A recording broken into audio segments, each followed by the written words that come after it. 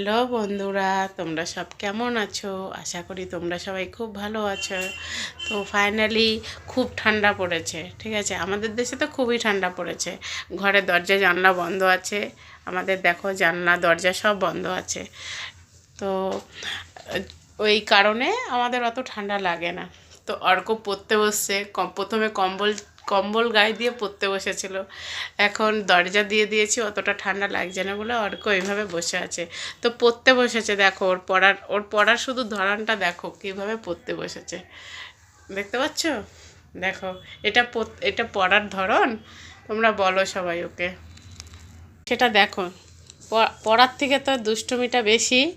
আর পড়তে বসে পড়ার আগেই হলো এই যে আঁকা, ড্রয়িংটা ওর মাস্ট, ঠিক আছে? তো আজকে রবিবারে ড্রয়িং ক্লাস ছিল, ড্রয়িং ক্লাসে গেল সকালবেলা।